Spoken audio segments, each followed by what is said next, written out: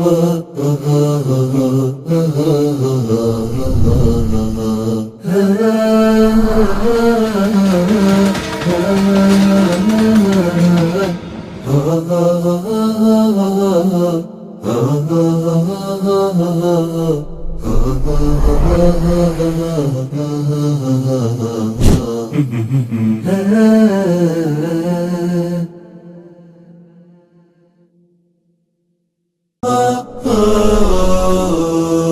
زلت في دفاتري قصيدة، وفي ظلال أعيني كشمعة جديدة، وفي ظلال أعيني كشمعة جديدة. ما زلت مثل وردة الربيع يا وحيدة. إريتريا يا جارة البحر ويا منارة الجنوب، إريتريا يا درة البحر ويا منارة الجنوب. بسم الله الرحمن الرحيم. الحمد لله والصلاة والسلام على رسول الله وعلى آله وصحبه ومن والاه. مشاهدي الأكارم، سلام الله عليكم ورحمته وبركاته. أهلا وسهلا ومرحبا بكم في حلقة جديدة من برنامجكم قضايا إريتريا. اليوم سنتناول قضية أكل أموال الناس بالباطل في داخل إريتريا وخارجها. وهذا الموضوع لا يعني الإريتريين فحسب، أو لا يعني الإريتريون فحسب، بل ويعني الجميع، جميع المسلمين قاطبة. عليهم أن يتقوا الله تبارك وتعالى في أكل أموال الناس بالباطل. وذلك سنفصل في هذه الحلقة إن شاء الله تعالى مع ضيفنا الكريم الدكتور حسن سلمان، الباحث في القرن الأفريقي والداعية المعروف بين أوساط الإريتريين. باسمكم جميعا نرحب بفضيلته. كما نرحب بكم أيضا مشاهدي الأكارم في هذه الحلقة، ونسأل الله تعالى أن يجعلها حلقة ماتعة مفيدة لنا جميعا. فبسم الله نبدأ في البرنامج. الشيخ حسن، من أهم قضايانا الإريترية التي علينا أن نتقي الله سبحانه وتعالى فيها هو أن نتحرى أكل أموال، أن نتحرى الأكل الحلال، ونتحرى الرزق الحلال الذي أباحه الله عز وجل لنا، ونحذر أشد الحذر من أكل أموال الناس بالباطل. ربنا عز وجل يقول في كتابه العزيز: يا أيها الذين آمنوا لا تأكلوا أموالكم بينكم بالباطل. ما معنى هذه الآية؟ وما هي صور أكل أموال الناس بالباطل؟ الحمد لله رب العالمين، والصلاة والسلام على رسول الله الأمين وعلى آله وصحبه أجمعين. أما بعد، لعل من نافلة القول أن نتحدث عن أن الإسلام اهتم فيما اهتم به، بل وجعله جزء من الكليات الأساسية الكبرى، الكليات التي تسمى في الشريعة بالكليات الخمس، موضوع المال. فإن الدين جاء لحماية، الشرائع كلها جاءت لحماية ما يعرف بالأديان، شعائر، وحماية العقول، وحماية النسل، وحماية الأعراض، وحماية الأموال. فأعطت على كل موضوع الأموال عناية خاصة، بل جعلت الشريعة بأن الحياة في بعدها المادي قوامها هذا المال. ولا تؤتوا السفهاء أموالكم التي جعل الله لكم قياما، فسماها الله تبارك وتعالى كأنما الحياة تقوم بالمال وتقعد بدونها. فكم من إنسان سبحان الله له القدرة الجسدية وتسقط عنه كثير من التكاليف الشرعية لعدم قدرته المالية، فيسقط عنه الحج وتسقط عنه الزكاة وتسقط عنه كثير من التكاليف لعدم قدرته المالية، فكأنما هو مقعد. ويسقط عنه الجهاد في سبيل الله لأنه ما قادر، لا أجد ما أحملكم عليه. ولذلك الشريعة اهتمت بموضوع المال من زاويتين: زاوية من حيث كيف يكتسب، والزاوية الأخرى إلى أين ينفق. هنا قضية إنه من أين يكتسب، هذه رعاية الحلال في المال، ويمكن لها علاقة مهمة جدا بقضية أكل أموال الناس بالباطل. فالذين لا يتحرون الحلال في اكتسابهم وقعوا في أخذ أموال الناس أو أكل أموال الناس بالباطل.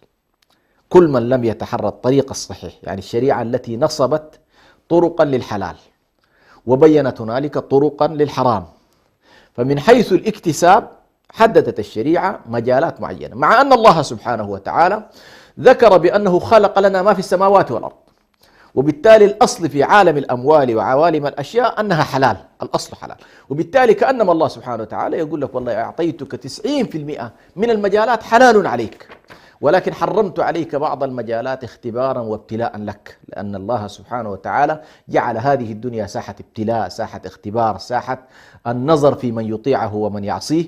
وبالتالي موضوع أكل أموال الناس بالباطل لو أردنا ببساطة شديدة جدا أن نعرفه هو أن الإنسان يدخل في أموال الآخرين بطرق غير مشروعة، يدخل على أموالهم بطرق غير مشروعة، سواء كان ذلك بالسرقة أو كان ذلك بالنصب أو كان ذلك بالاغتصاب أو كان ذلك بالاحتيال أو كان ذلك بالغش أو كان ذلك بالرشوة أو كان ذلك بالبيع الحرام.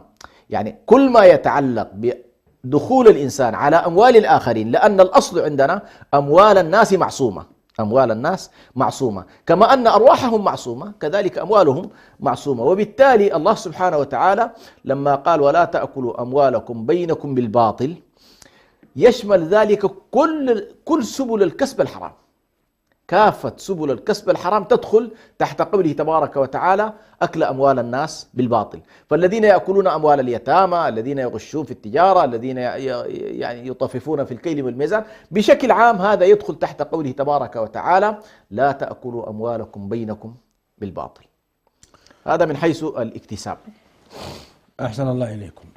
عندنا سؤال مهم، لماذا يأكل الناس أموال الآخرين بالباطل؟ يعني ما السبب الذي يجعلهم ينظرون إلى أموال غيرهم مع أن الله تكفل بأرزاقهم؟ هذا سؤال مهم حقيقة. نعم. لماذا السارق يسرق؟ يسرق السارق البيضة فتقطع يده، ويسرق الحبل فتقطع يده. نعم. لماذا الغاصب يغتصب مالا ليس له؟ لماذا الذي يقترض من الناس ولا ينوي أداءها وربما جحدها أيضا؟ ما السبب في ذلك؟ ما الجوهر؟ نعم. أحسنت. طبعا سبحان الله جوهر الإنسان أن يكون عالما عادلا. الأصل فيه في الخير، الإنسان الخير الذي يعلم والذي يعدل. هذا جوهر النفس الطيبة، أنها نفس عادلة، نفس عالمة بالأحكام الشرعية، عادلة في الممارسات السلوكية. ده الأصل بتاعه. يعني حيثما وجدت شخصا مستقيما فاعلم أنه علم أحكام الله والتزمها. فالعلم بالأحكام والالتزام بها هو عملية العدل، عملية العلم والعدل. طيب، الذي يختلف عن أو يخرج عن هذه الدائرة خرج إلى دائرة الظلم والجهل. كان الإنسان ظلوما جهولا. فسبحان الله جهل الإنسان بأحكام الله، جهل الإنسان بمصيره المستقبلي، جهل الإنسان بأن والله قضية الأرزاق مكتوبة عند الله سبحانه وتعالى، وأن الله ضمن له رزقه بالحلال إن سلك دروب الحلال. كل هذا النوع من الجهل يؤدي به إلى الجانب الآخر، وهو أن يظلم الناس ويعتدي عليهم. فالجهل مرتبط بشكل مباشر مع موضوع المظالم. وبالتالي وهذه واحدة. الجزئية الثانية سبحان الله جبل الإنسان على حب المال، تحبون المال حبا جما، وزين للناس حب الشهوات من البنين والنساء إلى آخر الذهب والفضة إلى آخر الآية فيما يتعلق بأنها حببت إلينا. لكن هنا يأتي الابتلاء. الله سبحانه وتعالى حبب إلينا النساء، حبب إلينا الأموال، حبب إلينا الخيل، حبب إلينا كل الجماليات، ثم حد لنا طرقا معينة لكيف يمكن الوصول إلى ما حببنا إليه، ابتلاء منه سبحانه وتعالى. فالإنسان سبحان الله هذا الحب الجارف نحو هذه القضايا دون الوقوف على حدود الله فيها يؤدي به بطبيعة الحال إلى اقتحام المحرمات. فاقتحام الحدود هو الوقوع في المحرم، وهو الوقوع في الباطل.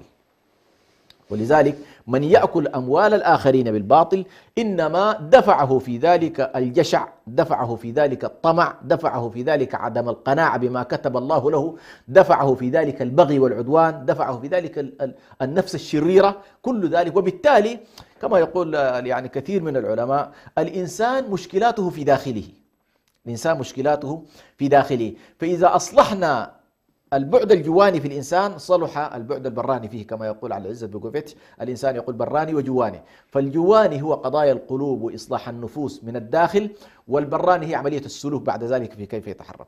فإذا أصلحت هذا القلب وصرت تنظر إلى الأمور سبحان الله ببعدها الشرعي، استطعت أن تنتج أفعالا طيبة. كما يقول الإمام ابن القيم عليه رحمة الله: مبدأ كل علم نظري وعمل اختياري، يقول الخواطر والأفكار.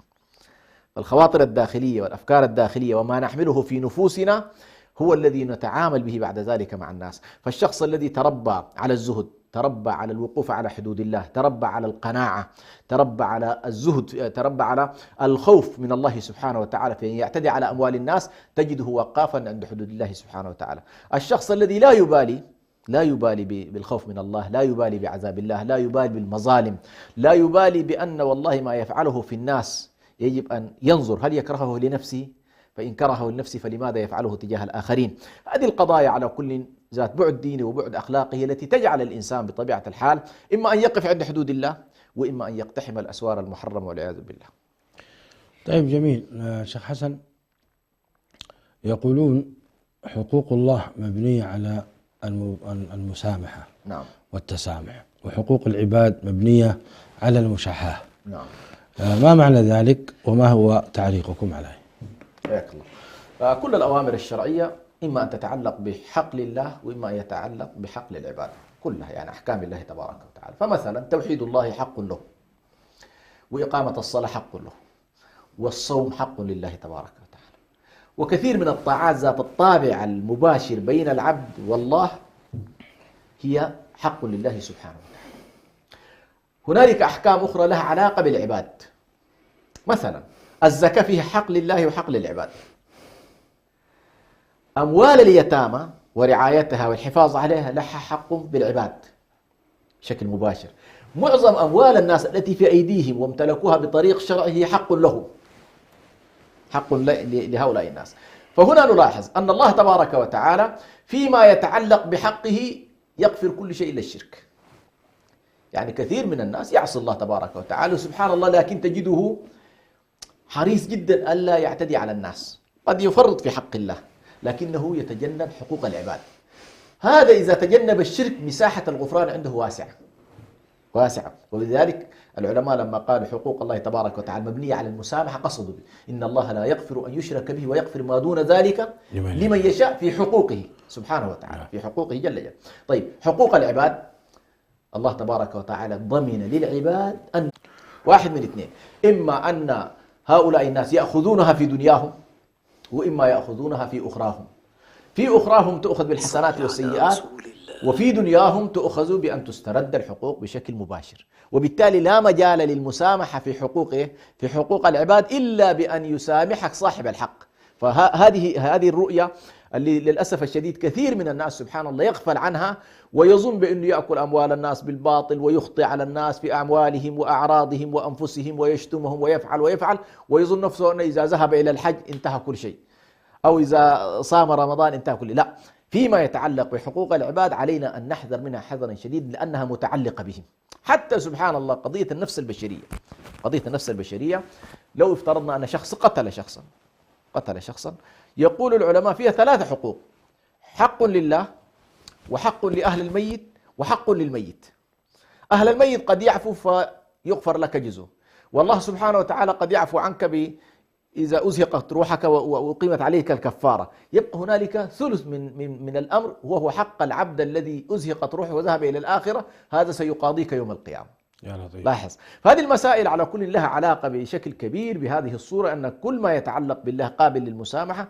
حقوق العباد تقوم على الاسترداد وعلى. أحسن الله إليكم شيخ حسن. هذا أخونا الشيخ أبو عبد الهادي يقول: من أعظم أسباب التعدي على أموال الناس ضعف الإيمان وضعف التوكل على الله. لو أنكم تتوكلون على الله حق توكله لرزقكم كما يرزق الطير. تعليقكم. أحسنت. هو حقيقة هذه جوهر المشكلة التي نتكلم عنها، وهو أن الإنسان سبحان الله لما يضعف يقينه بالله، يضعف يقينه بأسماء الله، يعني من أسماء الله التي إذا ضعفت في الإنسان وقع في الحرام اسم الله الرزاق، الذي يوقن بأن الله هو الرزاق، وأن الله كتب عليه رزقه، كتب له رزقه، وأنه لن تموت نفس حتى تستكمل رزقها. عنده هذا اليقين لا يمكن أن يعتدي على أموال الناس، وأن الإنسان سيبلغ ما كتب الله له بالحلال إذا صبر على ذلك، كما قال أظنه الإمام علي: لو أن الشخص صبر عن الحرام لأخذه في نفس اللحظة بالحلال، لكنه عدم صبره في موضوع الحلال تجده يقع في الحرام والعياذ بالله، ويتصور بأنه كسب. ولذلك النبي صلى الله عليه وسلم يقول: لو كان لابن آدم واديان من ذهب، هذا الطمع، لتمنى أن يكون له ثالثا، ولا يملأ جوف ابن آدم إلا التراب. هذه تقريبا وبالتالي أنا أتفق مع الشيخ أبو عبد الهادي في أنه فعلا ضعف التوكل، ضعف اليقين بالله، ضعف الثقة فيما عند الله سبحانه وتعالى، أيضا الجهل بأنه والله أنت أمورك كلها ستصل إليك بالحلال وعليك ألا تقتحم أسوار الحرام. هذه كلها من القضايا التي ضعف العقيدة، ضعف التوكل، ضعف الوقوف عند حدود الله سبحانه وتعالى وعدم اقتحامها، ضعف الشعور بحقوق الآخرين وحساسية هذه المسألة. هذا كله يجعل الإنسان يتجاوز حدود الله سبحانه وتعالى. طيب شيخ حسن، يقولون: من أمن العقوبة أساء الأدب. الذين يعني يأكلون أموال الناس بالباطل والعياذ بالله، لو تذكروننا وتذكروهم بعقوبة من يأكل أموال الناس بالباطل في الدنيا قبل الآخرة، وكيف سيتحاسب يوم القيامة مع من أكل ماله بغير حق. نعم. فكثير من إخواننا الإريتريين مع الأسف يأكلون أموال الناس بالباطل بصور كثيرة، منها الذين يستأمنون على منازل أو على أراضي يستولون عليها وهي ليست لهم وإنما لذويهم، والعياذ بالله يجتهدون في إخراج صكوك مغشوشة ومضروبة فيها. هذا ضرب من ضرب أموال الناس بالباطل. كذلك أيضا تجد بعض الأزواج يأخذ ذهب زوجته ولا يعيده إليها، ربما أخذه بغصب أو بغير معرفة ولا إذن منها، ثم لا يعيده إليها تقريبا لسنوات طويلة. ومن الصور أيضا أكل أموال الناس بالباطل الذين يلعبون في داخل مكاتب استثمارات أو يلعبون في المقاهي القمار والميسر، ويؤكلون أبناءهم ويشبعون بطونهم من هذا المال الحرام. أيضا يدخل في صور أكل أموال الناس بالباطل الذين يعملون في البنوك الربوية ويكتبون الربا ويكتبون عقوده، ويعني يقومون بدعم هذا الصنف من التعامل الربوي في البنوك الربوية. وصور ذلك الحقيقة كثيرة، ومزعج جدا حينما نسمع أن كثيرا من الإريتريين، العوائل الإريترية المسلمة، يعني تراجع المحاكم بين فترة وأخرى بسبب الخلاف الطارئ في العائلة الواحدة. لا أقول بين قبيلة وقبيلة، وإنما في العائلة الواحدة بين أب وابنته، أو بين أم وابنها، أو بين أخ وأخيه. مع الأسف الشديد قديما كنا نسمع أن شهادة المسلم تعدل 7 شهادات من أو 7 من النصارى في المحكمة. يعني إذا جاء مسلم واحد يكفي عن 7. اليوم لو جاء 10 من المسلمين لا يكفي ولا عن 1 مع الأسف الشديد. لذلك لماذا دب هذا الأمر فينا؟ وما توجيهكم للشعب؟ وما هي العقوبة التي يعني نحن وشعبنا غافلين عنها حينما يعني نتساهل في أكل أموال الناس بالباطل؟ نعم. أحسنت. على كل جزاك الله خير فيما ذكرت من قضية الصور. هي الصور كثيرة ولا حصر لها، يعني صعب أنك تقول والله نحن وضعنا الضابط الكبير.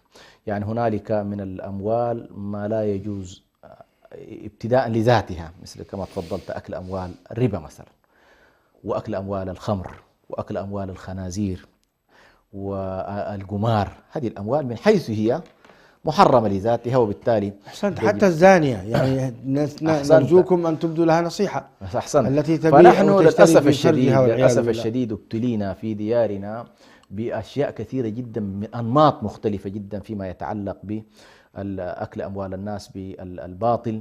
وخلينا نضيف عليها في هذا الاتجاه مثلا ما يباشره في الآونة الأخيرة بعض المجرمين الذين مثلا يأخذون البنات والأولاد ويخطفونهم ثم يتصلون على أهاليهم ويطلبون مثلا مبالغ طائلة، والأسر لا تستطيع للأسف الشديد. فهذا على كل نوع من الإجرام.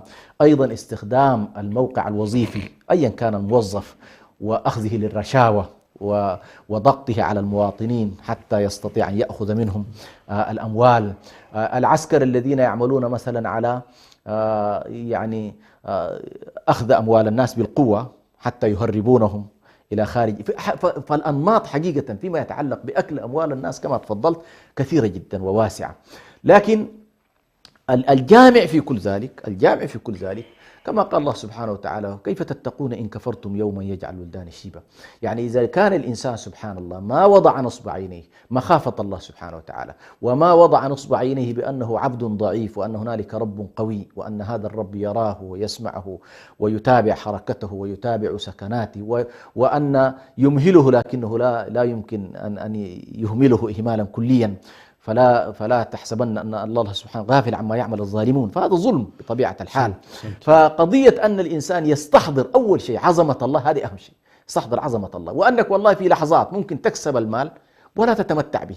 يعني قد يأخذ الشخص المال الحرام ولا يتمتع به. فكم من أناس اختصموا مع إخوانهم واختصموا مع أزواجهم واختصموا مع يعني أقربائهم في مال كسبوه بالحرام، وبعد أن كسبوا المال إذا بهم يموتون ولا يستمتعون به، يرثه غيرهم للأسف الشديد.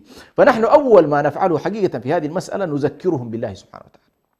ما في أعظم من كده، يعني لا يوجد أعظم من أننا نقول للناس اتقوا الله، اتقوا الله في أموال الناس، اتقوا الله في أعراض الناس، اتقوا الله في الكسب الحرام، اتقوا الله في هذه. هل هناك مقدار معين في المحاسبة؟ يعني متى يحاسب الإنسان؟ يعني الآية الكريمة تقول: فمن يعمل مثقال ذرة يعني يرى. يعني بعض الناس يظن أنه لا يحاسب على 1000 وال2000 والثلاثة. سبحان الله. شوف الإنسان لما يقف عند قوله: فمن يعمل مثقال ذرة خيرا يره، ومن يعمل مثقال ذرة شرا يره. والمثقال ما تعرف عند الله كيف سيكون من الحسنات. يعني أنت ظلمت شخص، خصت منه إن شاء الله جنيه واحد، لا تعرف ما الذي يعدله عند الله، وخصوصا عندما يكون هذا الشخص عانى معاناة كبيرة جدا بعدم إيصاله حقه. يعني القضية مش فقط يعني إنك أخذت المال، لا، كم عانى صاحب المال بفقده لهذا المال. هذا كله يكون عليك، آهاته، آلامه، أوجاعه، دعاؤه، الآثار التي ترتبت عليه نتيجة أنت حرمته لأموال. وبعض الناس والعياذ بالله قد تقع في الحرام، كتلك المرأة التي يعني كان يراودها ابن عمها لأنها محتاجة وعندها أطفال، فقالت: حتى إذا جلس بين شعبي الأربع وأقول له اتق الله. فلاحظ هذه القضايا الإنسان للأسف خصوصا في ظلم الضعفاء. هنا أتكلم عن النساء والأطفال. الذين يظلمون النساء والأطفال أمرهم عظيم عند الله. ولا تأكلوا أموال اليتامى الذين يأكلون أموال اليتامى إن الذين يأكلون أموال اليتامى ظلم إنما يأكلون في بطونهم نارا.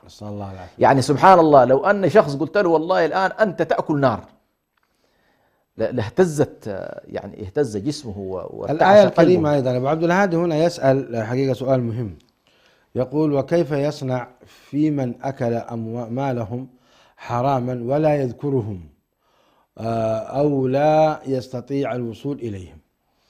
أحسنت. على كل، إذا استطاع الإنسان أن يصل إلى أصحاب الحقوق فالواجب عليه رد الحقوق إلى أهلها، ما في شيء آخر.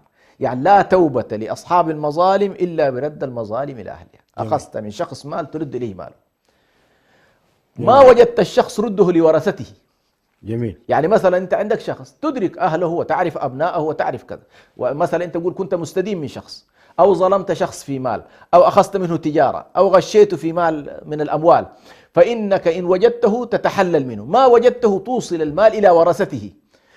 في كل ذلك ما تيسر لك تتخلص من هذا المال في أوجه الخير. آخر حاجة. يعني ما استطعت أن ترده إلى ورثته، ما استطعت ترده إليه، ما استطعت أن توصل على كل هذا المال إلى أصحابه الأصليين، يجب أن يعني لا تدخله إلى نفسك، لأن هذا المال لا يسقط بالتقادم. هذا المال الحرام الذي دخل عليه إنما هو سحت، سينزل عليك بمحق البركة، وينزل عليك بالعذاب، وينزل عليك بالعقوبات المادية في الدنيا والآخرة، وبالتالي لا بد من أن يتخلص منه الإنسان. جميل.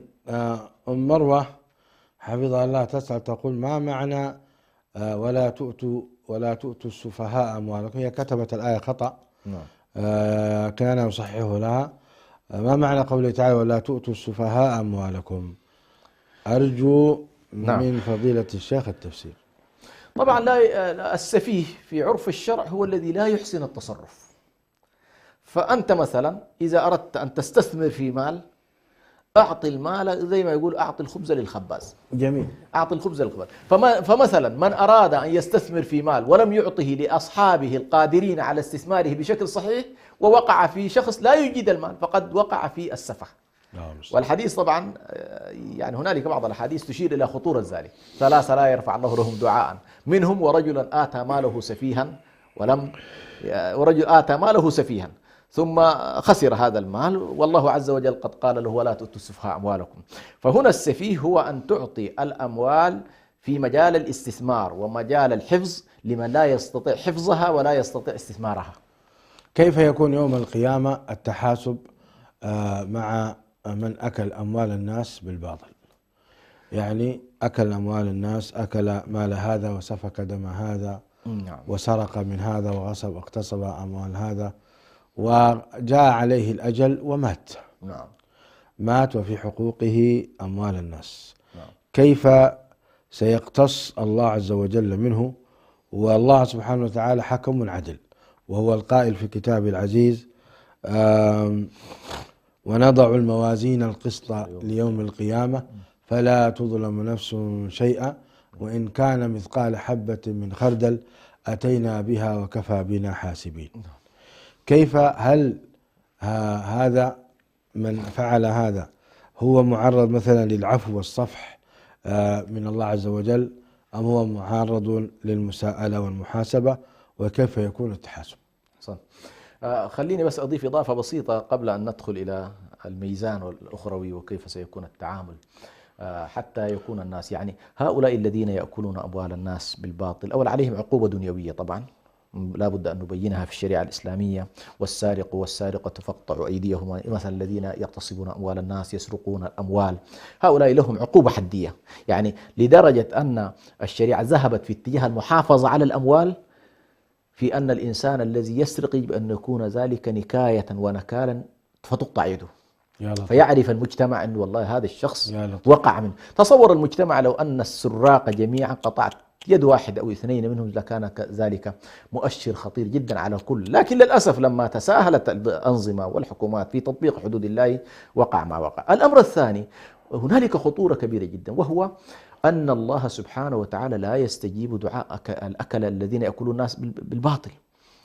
يعني شخص يأكل أموال الناس بالحرام ثم يقول: يا رب، كما جاء في الحديث: مطعمه حرام وملبسه حرام وغذي بالحرام، قال فأنا يستجاب له. فنحن نقول للذين يأكلون أموال الناس: عليكم أن تخافوا الله، لأن دعاؤكم لا يرفع إلى السماء وأنتم تأكلون أموال. أيضا من الخوف الكبير جدا في موضوع الذين يأكلون أموال الناس بالباطل عدم استجابة العبادات. كثير من الناس لا يستجاب لعباداتهم التي مثلا أدخلوا فيها المال الحرام، فمن زكى مالا أو تصدق بمال أو حج بمال حرام لا يقبل الله عبادته. وبالتالي عليك الله طيب لا يقبل إلا طيب. فكل ما تقوم به من العبادات ليس طيب، أن الله غني عنك، ما محتاج إلى أنك أنت والله يعني ما نقول زي الرجل الذي قال يعني أنا قال أسرق ثم أتصدق، قال فأخذ 19 وأكفر. لا، ما هكذا تكون التعامل. يعني الرقاصة مثلا، وأنت بكرامة يا شيخ حسن، نجد كثير من الرقاصات تحرص على الحج وتقول سيغفر لي. نعم. هذه للأسف نقول كل الذين يأخذون أموالهم من حرام لا مجال لإدخالها في الطاعات. فالخمارات والرقاصات والزانيات والعياذ بالله، والتجار المطففين في الكيل والميزان، والذين يأخذون أموال اليتامى ظلما، والكهان وأصحاب الرشاوى، كل هؤلاء، ورجال الدولة الذين يستخدمون أيضا أموال الدولة في غير مجالها، كل هؤلاء عباداتهم في خطر. عباداتهم في خطر، لأن المال الطيب هو الذي تكون به إن شاء الله العبادات مقبولة. أيضا من الأشياء المهمة جدا أن من يأكل أموال الناس بالحرام توعده الله، قال يأكلون في بطونهم نارا، لكن في الربا ماذا قال؟ قال حرب من الله. فكأنما من يأكل الأموال الباطلة أيضا متوعد من الله سبحانه وتعالى بالحرب. أيضا أضف إلى ذلك محق البركة في الأموال، لا يبارك الله سبحانه وتعالى في أموال الذين يأكلون أموال الناس. هل الذي يأكل أموال الناس باطل يعتبر مفسدا ولا تفسد الأرض بعد إصلاحها؟ هو مفسد من المفسدين في الأرض. من المفسدين في الأرض. نأتي إلى السؤال الأخير فيما يتعلق بكيف يتعامل. طبعا الميزان يوم القيامة نأتي حفاة عراة غرلا كما قال النبي صلى الله عليه وسلم، يعني أنت لا تحمل معك لا ذهب ولا فضة ولا مال، فلا مجال للفداء. الشيء الوحيد الذي تملكه ويملكه كل البشر الحسنات والسيئات. فحديث المفلس قال النبي صلى الله عليه وسلم: أتدرون من المفلس؟ المفلس في زماننا هذا من هو؟ لا درهم له ولا متاع، لا درهم له ولا دينار ولا عنده أموال ولا عنده إمكانات، نقول له مفلس، مش كده؟ عرفنا مفلس. قال: ليس ذاك. قال: إنما يأتي يوم القيامة وقد قتل هذا وضرب هذا وشتم هذا وأكل مال هذا. قال: فتؤخذ من حسنات هؤلاء، من حسناته فتعطى له. كل واحد ظلمته يأخذ منك بحسب ما ظلمته من الحسنات. مهما كان حسناتك على كل ستبقى في نهاية المطاف محدود. هذه المظالم ستظل.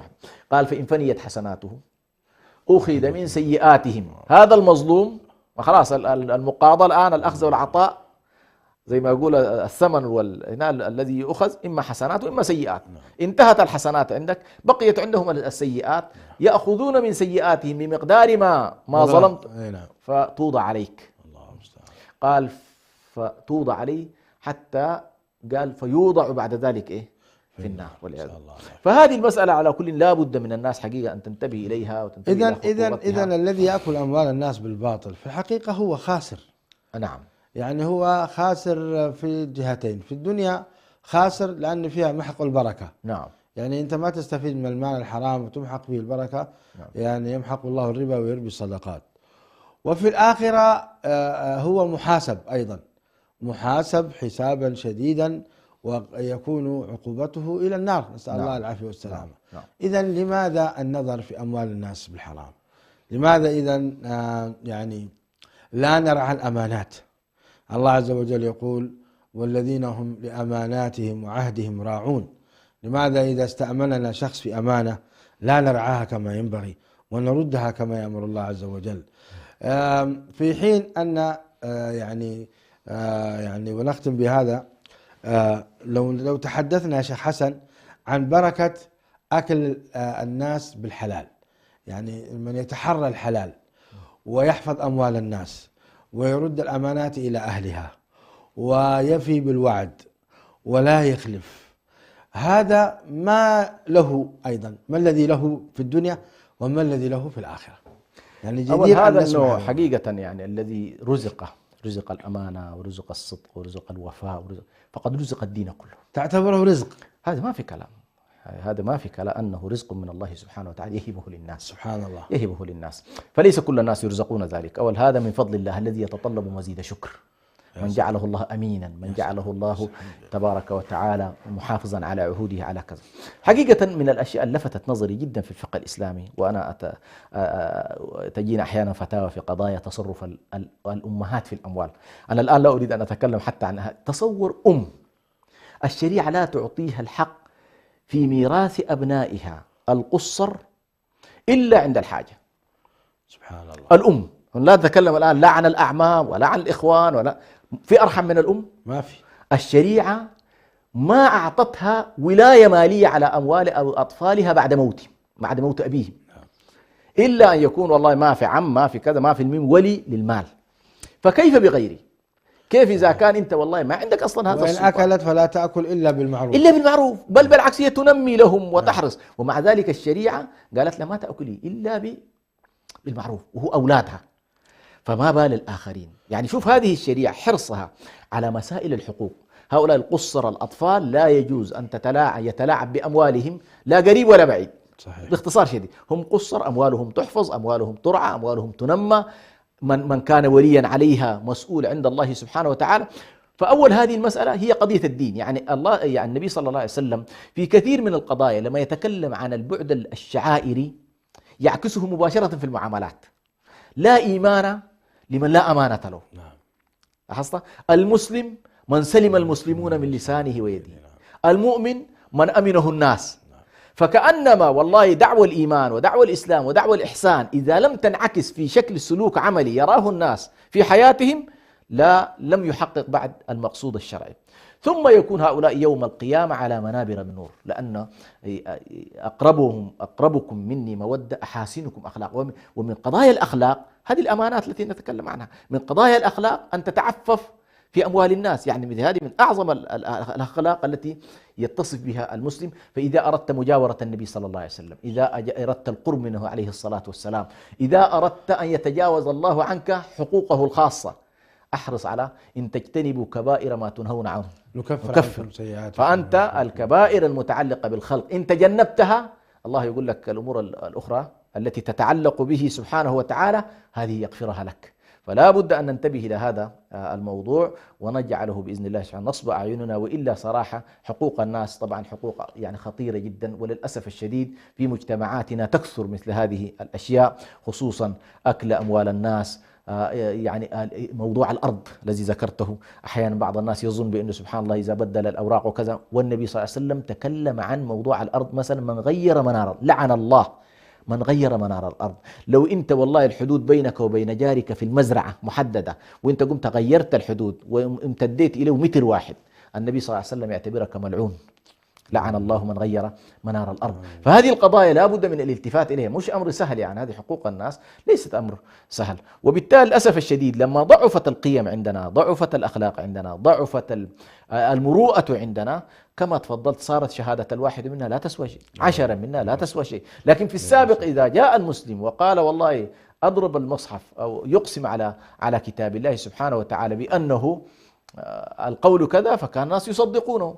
لماذا؟ لأن حياتهم كانت مبنية فعلا على الصدق، مبنية على الإخلاص، مبنية على الورع، مبنية على التقوى. فكثير من الناس سبحان الله يحرص على أن لا يأكل أموال الناس بالباطل. للأسف الشديد بعض الناس يتصور بأن الأمور هذه بسيطة وليس فيها أي حرج، وبالتالي يقتحم الأسوار. وهنا ننبه إلى أن من استبسط أكل الدرهم والدينار فإنه سيأكل ما هو أكثر من ذلك، ومن استبسط الصغائر هانت عليه بعد ذلك الكبائر. بعض الآباء والأزواج يعني لا يبالي بأكل الحرام أو الحلال. ما واجب الزوجة؟ بما تنصحون الزوجة التي ترى زوجها يأكل حراما ويؤكلها هي وأبنائها حراما أيضا؟ هذا على كل يجب عليها النصح والتوجيه والإرشاد، وكذلك يجب هنا في زاوية أخرى. يعني نحن أمام صنفين من النساء. صنف من النساء رزقنا التقوى ورزقنا الخوف من الله ورزقنا أنه تحرص على أن زوجها لا يأتيها إلا بالحلال، بل ممكن تذكره قبل أن يخرج من البيت، إلا أنه كما كان السلف رضوان لا تطعمنا إلا حلالا، احرص على أن لا تدخل في أموال الحرام. بعض النساء يرزقنا ما شاء الله، وبعض النساء والعياذ بالله يتسلطن على الأزواج فيحملنهم على أنه والله من كثرة المطالب ومن كثرة عدم مراعاة واقعه يضطر إلى أن الشخص يقع في إيه؟ في الحرام. فنحن نحتاج إلى التوازن. كيف أن المرأة تحاول أن تنصح، تحاول أن ترشد، تحاول أن تجعل من زوجها زوجا صالحا، وهو أيضا يكون مطمئنا. والله إذا رجع إليهم بالحلال فالحمد لله، ما وجد الحلال ورجع صفر اليدين فإنه يستقبل أيضا كشخص لم يوفق في يومه، وبالتالي تراعى الناس في هذا الموضوع. فتعاونوا على البر والتقوى هذه عامة، ومنها أن المرأة مع زوجها مأمورة بأن تتعاون معه على البر والتقوى ولا تتعاون معه على الإثم والعدوان. وكثير من النساء يصرن يعني على أنه يأمرن الأزواج بالتقوى، يأمرنهم بالإصلاح، يأمرنهم بمراقبة الله. وللأسف بعض النساء طبعا تجدها يهمها فقط مطالبها، لا تعنيها أمن حلال جاء بها أم من حرام، والعياذ بالله. بعض الناس شيخ حسن يعني يقول أنا أخرج أبحث عن العمل ولا أجد، والله سبحانه وتعالى يقول ما من دابة في الأرض إلا على الله رزقها. توجيهكم في ذلك، علما أن هذا ادعاء منهم بأنه فعلا أدى الأسباب التي فعلا توجب، ولكن هذا موجود للأسف. تجده يجلس في البيت بالشهر والشهرين والثلاثة، وربما بالسنة والسنتين وأكثر، وهو يدعي أنه ما وجد فرصة عمل.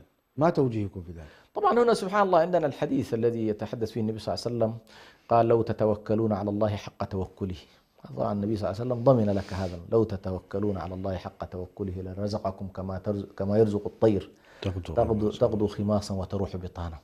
هنا جمع الحديث بين أمرين: بين الحركة، الطير ما قاعدة في أقصى في أعشاشها ويأتيها، لا، تتحرك الصباح وتبذل وتجتهد وتطير وتقوم وتقعد، ومتعلقة بالله سبحانه وتعالى رب الأسباب ورب الوجود كله. فنحن أيضا علينا أن نبذل الأسباب ونتوكل على الله، ونبذل الأسباب المادية ونسبب معها الأسباب الإيمانية.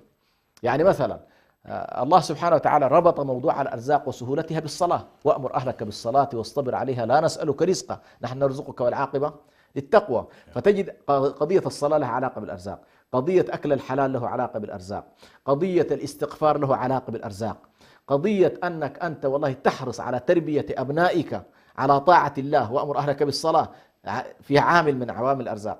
تجنب كل ما يؤدي إلى منع الأرزاق، اللقمة الحلال. يعني الإنسان أحيانا يحرم اللقمة الحلال بذنب أذنبه، فتأثير الذنوب كذلك على حياتنا هذه لا بد أن نلتمسها. أحسن الله إليكم شيخ حسن، جزاكم الله خير على هذا البيان. مشاهدي الأكارم، انتهى وقت الحلقة، ونسأل الله تبارك وتعالى أن يرزقنا وإياكم رزق الحلال الطيب. ونصيحتنا لإخواننا الذين يأكلون أموال الناس بالباطل أن يتقوا الله تبارك وتعالى قبل أن يحين أجلهم. عليهم أن يعيدوا الحقوق لأهلها وأن يتوبوا ويستغفروا الله، فإن الله عزيز ذو انتقام، وإنه سوف يحاسبهم في هذا المجال لا محالة. وبالتالي عليهم أن يتحللوا من أصحاب الحقوق قبل أن يحل عليهم الأجل، لأن إذا حل الأجل فلا حساب إلا يوم القيامة، والله المستعان. نسأل الله تعالى لنا ولهم الهداية، ونسأل الله تبارك وتعالى أن يرزقنا وإياكم مخافته وخشيته، وأن يوفقنا وإياكم لما يحبه ويرضاه، إنه ولي ذلك والقادر عليه. حتى ألقاكم في الأسبوع القادم في حلقة جديدة إن شاء الله. أستودعكم الله الذي لا تضيع ودائعه. هذا أخوكم برهان يحييكم، والسلام عليكم ورحمة الله وبركاته. إريتريا يا جارة البحر ويا منارة الجنوب، إريتريا يا درة البحر ويا منارة الجنوب. من أجل